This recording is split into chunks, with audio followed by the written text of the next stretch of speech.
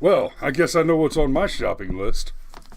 I'm gonna have to. I have to replace that cable. Hopefully, it's the cable and not the microphone. Hopefully, it's the cable and not the microphone. I'm certain it's the cable. We're getting sound now. Oh, okay. You keep talking for a second. It's Veterans Day. It's Veterans Day. Really? Okay. So, and Patrick drew first blood on Veterans Day. Very cool. So, do I know any veterans? Is there anybody I should be giving honorifics to? Nah, can't think of anybody. Well, I haven't shot anybody in 10 years, but hey, I believe His Majesty is watching this morning, and if I'm not mistaken, one of the Steves is here as well. Yeah, both of them. So, Uncle Steve, happy Veterans Day. And, my mother-in-law, Trish, is watching too, so I would also like to say happy birthday to my father-in-law, James. Okay. Hoorah. Ookly dookly. Yeah. Yeah. All right. So yeah. Really, we haven't talked much about Joe Biden and the "I did that" economy, and Correct. and it's because there've been the other things that are going on, and just I almost don't want to mention Rittenhouse at all because this is just going to turn into the Kyle Rittenhouse show. Well, we're not going to let it turn into the Kyle Rittenhouse show today. But yesterday was interesting. Yesterday was a big day. If any of you were watching the testimony or saw any clips from the testimony, you'll know that poor Rittenhouse basically broke down in tears, trying to recount the events of that terrible evening. And there were some significant developments. I want to wait and see what happens today before we go into too much more conversation detail on the Rittenhouse situation About how the prosecution should be led away in handcuffs. Yeah, so this prosecutor should have been disbarred for bringing this case to begin with. He did some things yesterday, and we'll talk about these in more detail tomorrow. But he attempted to sway the jury by suggesting that Kyle's silence after the arrest was an admission of guilt. Basically, he tried to extort Kyle over the use of his Fifth Amendment right to remain silent. Well, and there's more than that too. There's quite a bit more than that, and the judge actually at one point kicked the jury out so that he could yell at the prosecutor.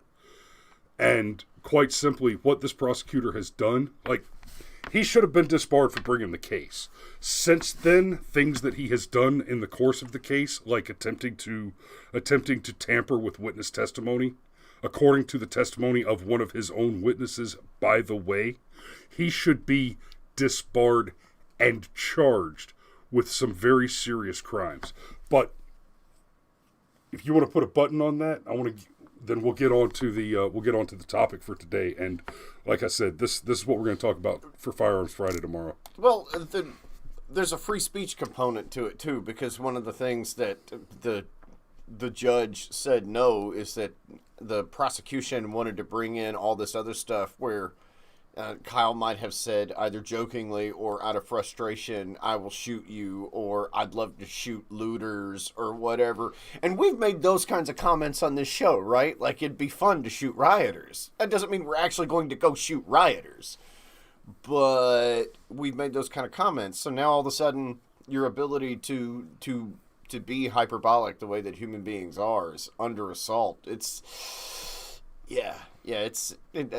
a lot there. The prosecutor was go back and watch the video and look at this man, the prosecutor, study his body language. Like, he knows he's dancing on the edge. He knows he's doing it. And so yeah. And I would say that's tantamount to premeditation. So, what are we talking about this morning? We're talking about Joe Biden and what he's done. The "I did that" economy. The "I did that" economy. And make no mistake, the "I did that" economy, if you read the description, this is a point that I want you to understand. There is not a war on Christmas. There is a war on you. Christmas is not a thing that the Democrats are trying to abolish. It is collateral damage in the war to abolish your freedom and prosperity explicitly. When you look at the Biden economy, when you look at the inflation that's happening right now, you look at the rising gas prices and the like, and you look at the policies which have led us to this, right? We've talked about Hamlin's razor before. Never attribute to malice that which can be explained by incompetence. That is a great rule when you're talking about anecdotes. What we're talking about, however, is a pattern of behavior over time.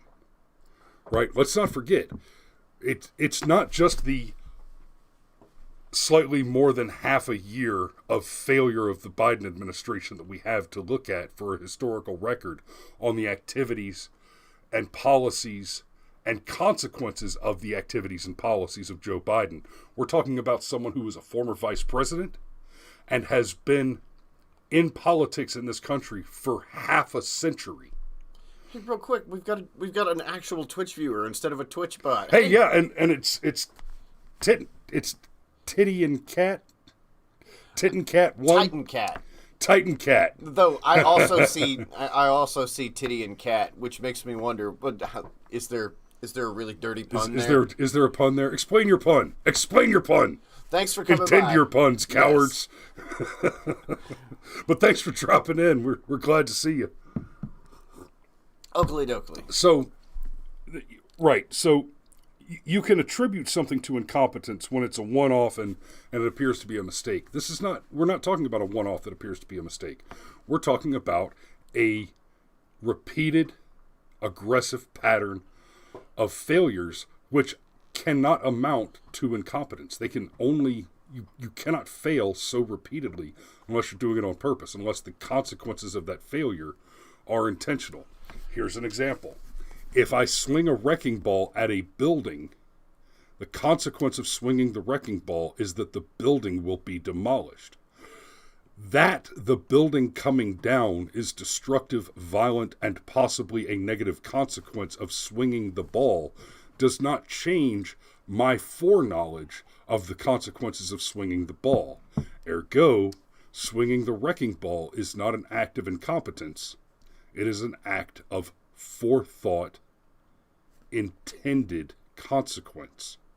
Now, in that case, we're talking about destruction that serves a significant and legitimate purpose. You tear down a condemned building to clear the space to build a new building. Okay. Well, and yes, but the left would say that this is destruction for a purpose. That's where I'm getting there. Yeah. That's where I'm getting.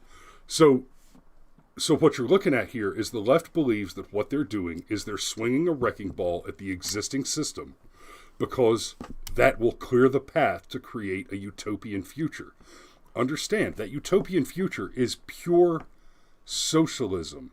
Yeah, you pure will own communism. nothing, you will eat the bugs, and you will be happy. You will own nothing, you will rent everything, you will eat the bugs, you will live in the pods, you will have no privacy. And you will be happy. And you will be free. Freedom is slavery, and slavery is freedom. Wait, did I just quote a book? I think I might have just quoted a book. Did you quote a book? I think I quoted a book. Yeah. While you're quoting that book, everybody should go and read some Heinlein. Okay, so to really chew into this, though, it's not like this is just a thing that's just happened over the past few months. Correct. Okay, we've got the entire span of the Obama administration where Joe Biden was vice president before he was former vice president. And a lot of the same things happened then. Because if you'll recall, and one of the reasons why the joke about I did that is funny and comes from Obama, who said, you didn't build that, anyhow. The entire time Obama was president, he assumed the presidency after an economic shock, and then we had a sluggish recovery, barely cracked 2% economic growth in any quarter or any year ever, and nothing worked. And then Trump took over and was like, this is bullshit. Let me just get things out of people's way. Yeah, and let's just go ahead and switch on 4 or 5% recovery. And then, boom, it happened. Like, immediately. All right? And then, there was an economic shock at the end of Trump's presidency. And then Joe Biden took over, and now here we are again with not quite as sluggish of a recovery. There was such a backlog in economic activity. There was going to be a certain degree of recovery that was going to happen just from opening things up and saying, okay, people, you can go back to work now. But remember all that money we printed, and like we even talked about it on the show. We're like, this is really not a good idea. Like, I understand that we've all kind of collectively agreed that we're going to temporarily shut down the economy and throw money out of helicopters to compensate for it. But it's a bad idea. It's going to lead to inflation. And here we go. Okay, so U.S. consumer prices jumped 6.2% in October. This is CNBC by way of the Drudge Report. The biggest inflation surge in more than 30 years. So apparently the key point to this article is consumer price index surged 6.2% from a year ago in October, the most since December 1990. Core inflation stripping out food and energy increased 4.6%, the fastest gain since August 91. Energy, shelter, and vehicle costs led the gains, which more than wiped out the wage increases that workers received for the month. Wage increases are part of the problem. It's one thing to earn more wealth, but when you are suddenly being paid more currency, what is happening is not that you are being given more money for the same value traded. Instead, what is happening is the value of the currency that you are receiving is a smaller subdivision of the wealth from which it is subtracted. Yeah, if I give you a 5% raise but raise your rent by 10%, you haven't actually gotten a raise. I mean, on paper, you've gotten a raise. Sure, you're bringing home 5% more money, but your rent has gone up by 10%, so it's effectively not a raise. And look, I'm going to go ahead and just jump straight to the next point and say that this is deliberate.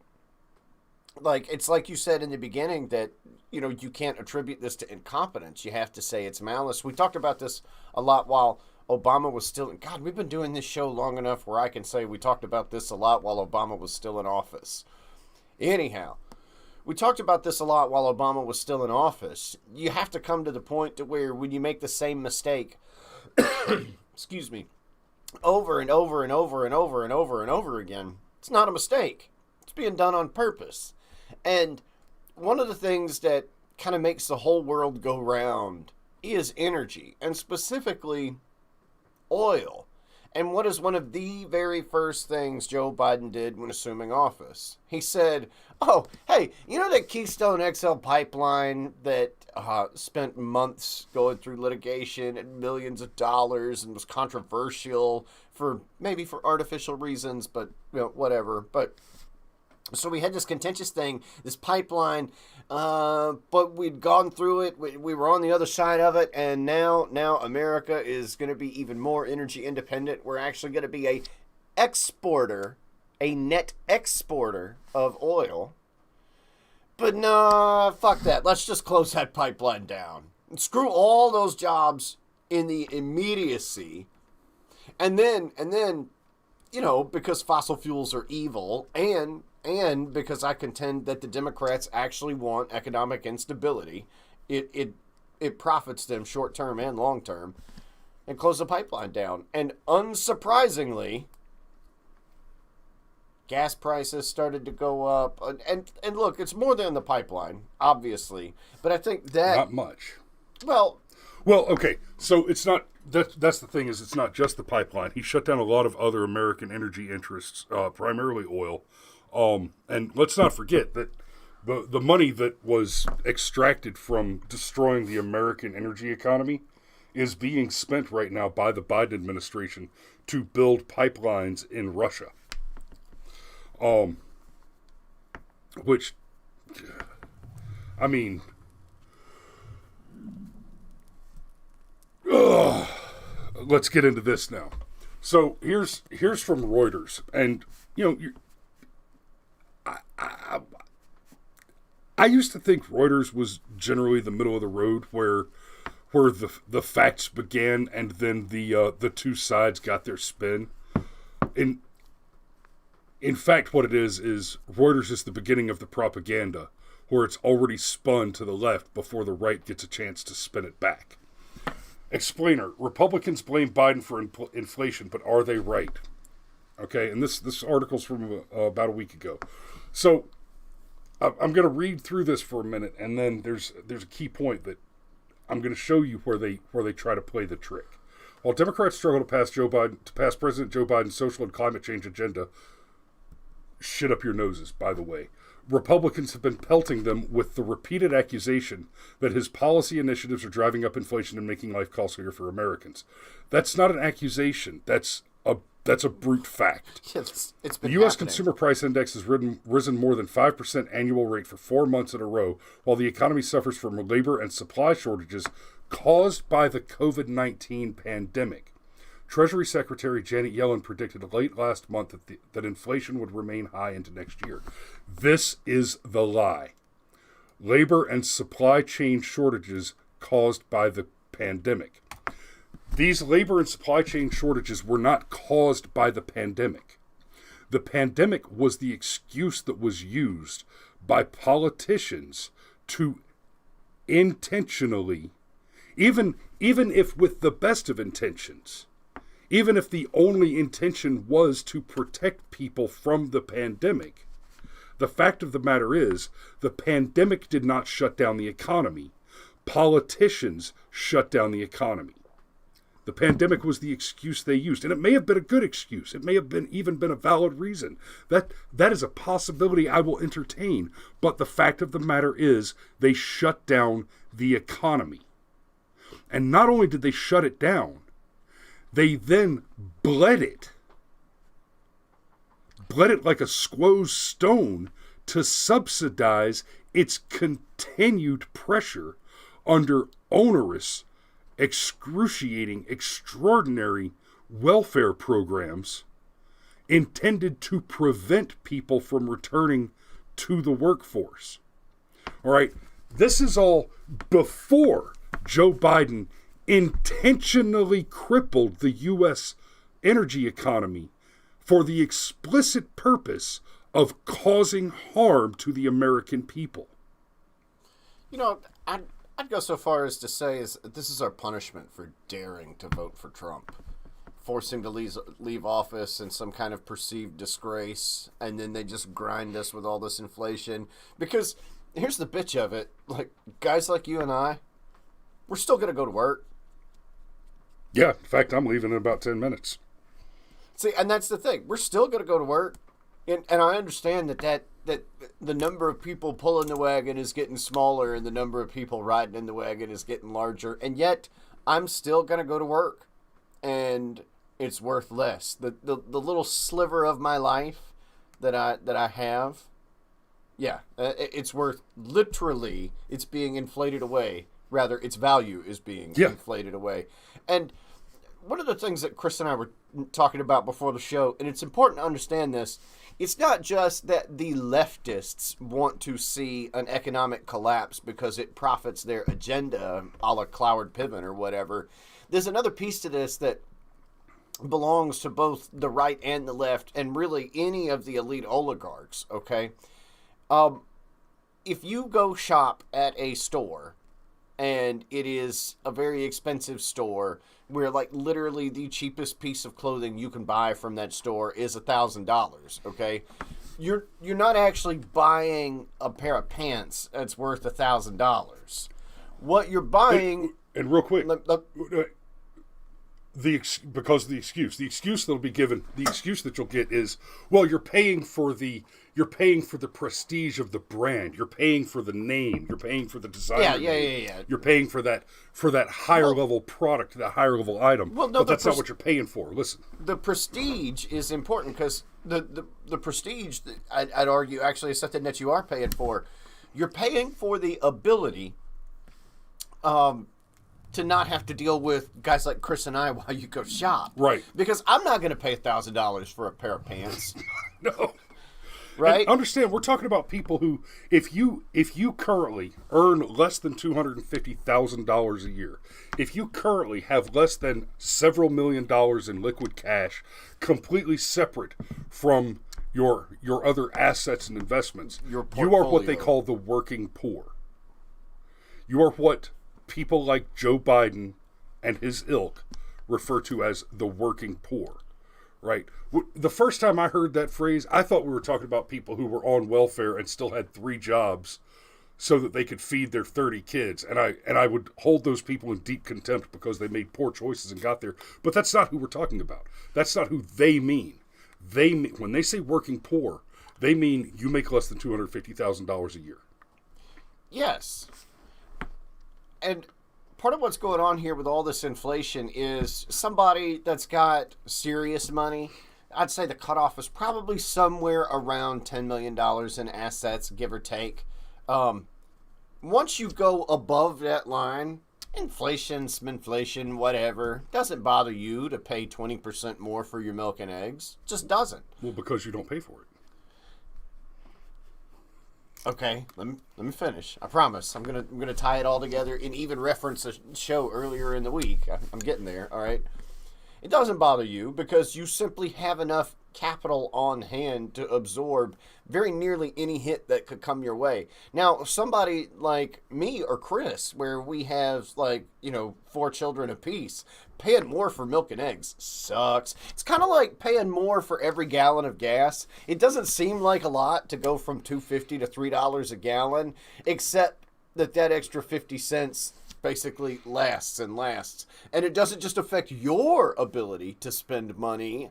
No, it affects everybody's ability to spend money. So everything that requires gas to hit your store shelves also costs that extra 50 cents per gallon.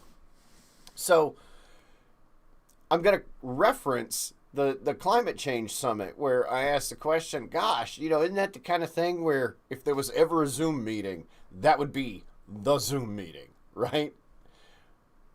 They want to be the only people who are allowed to fly to some exotic location and talk about how smart and successful they are. They want that exclusivity in everything. Everything. They bitch a lot about the 1% and all that. But really, keep in mind, these are the same people that are trying to abolish beef.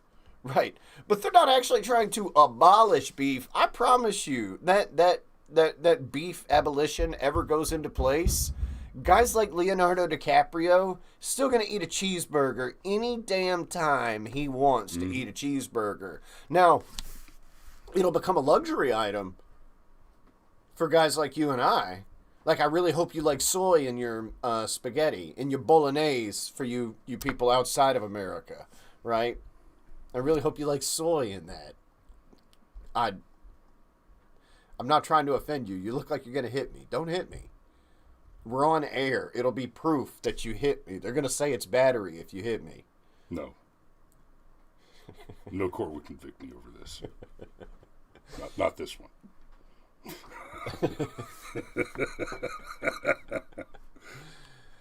But no, they're deliberately trying to establish an entire world that has that level of exclusivity.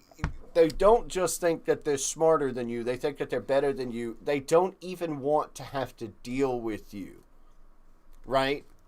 The comic book villain-esque-ness of it is humorous. Okay? I don't care please how... believe, these people want to replace you with actual mindless automatons. They want to automate away all the jobs so that you can be executed. Or just ignored. Because it's not your problem. The people we're talking about are also eugenicists. Oh, yeah, that's right. Man, it's almost like it all ties together, and somehow they're either super aware of how it all ties together, or I think the people at the top are aware of how it all ties together. Yeah, the objective is to impoverish you into starvation and then replace your corpses with robots. All so they can continue to eat their beef and fly their jets and shop at their stores with $1,000 pairs of pants. And they don't have to look at you. Harry Reid... Look for the black hooded robes around the Georgia Guidestone. There you will find the Democrat. Harry Reid said once, years ago, and obviously it was years ago because Harry Reid hadn't even been in the Senate for years. But Harry Reid complained once about the tourists in the summertime touring the Senate because, you know, Washington, D.C. is south of the Mason-Dixon line, and if y'all have never been in the southern portion of the United States, it gets hot and humid, and it's a bitch. It's like, it really is. I bet the food is better here. I mean, I've been there, California. You can't even get seafood right. You soy-sucking low-T shitburgers. well, I mean, yeah, the food's better here because we're not afraid of gravy. Well, that our seafood is dramatically superior. It really is. Oh, And we season everything with bacon. I hate to do this on air, but my ear is screaming at me. Anyhow, boy, you just wrecked me. That happened. Well, we're about. Oh, that's right, Harry Reid. That's Yeah, right, Harry Harry Reid. Reid. Harry Reid. He said, Screw Harry Reid. That's where we were. well, there's a specific thing. He complained about tourists touring the Senate in the summertime because there was a smell. Look, and I shit you not, Google it, okay? For some reason, he thought this would be a smart thing to say in public with, like, excuse me. Excuse me. Damn, son. With, like, cameras and microphones around. And you want to talk about something that just comes across as, like, super elitist, super snobby, right? You want to talk about somebody who's lost perspective. So somebody like me that might want to bring his family to Washington, D.C. and actually, like, tour the Capitol and, like, get all the good patriotic vibes. And, yeah, I'm going to go in the summertime. It's when my kids are out of school, you dumb shit. He doesn't like your smell. And if you think he is the only one, you are sadly mistaken if you don't think that they all feel the exact same way. I mean, like, full-on Agent Smith in his monologue at the end of The Matrix. I hate this place. It's the smell. If you don't think that they have a similar level of contempt for you, that they think you're a virus at best with a purpose, a cog in a machine, you're wrong. All right. Okay, we need to wrap it up because I legit need to get down the road. I want to throw this one to Sean Stryker this morning. Yesterday I was a nihilist. Now I'm too bored. Well played, sir. All right, you guys be safe out there. Tomorrow's Firearms Friday. We look forward to seeing you in the morning, and we won't be scoring DGUs tomorrow. We'll be digging in on some of the new developments from the Rittenhouse trial. Kyle Rittenhouse, good lord. This poor kid. But it should be over soon. And guys, it's this simple. If we don't see it, like, I don't even want to see an acquittal here. Dismissal. I want to see an absolute directed verdict. I want to see dismissal with prejudice. Right. The prosecution has earned this. The judge needs to issue a directed verdict. Shut down. Jury, jury, go home. You cannot rule. You cannot convict under the law. The law does not leave room for it. The prosecution needed to prove that it wasn't self-defense. They failed to do that. Because you cannot prove a false thing. So let's watch out for that, and hey, prepare for the next round of rioting because it's coming. Conviction or no. No matter what the outcome is after the Rittenhouse case is over, there will be more rioting. So y'all be safe.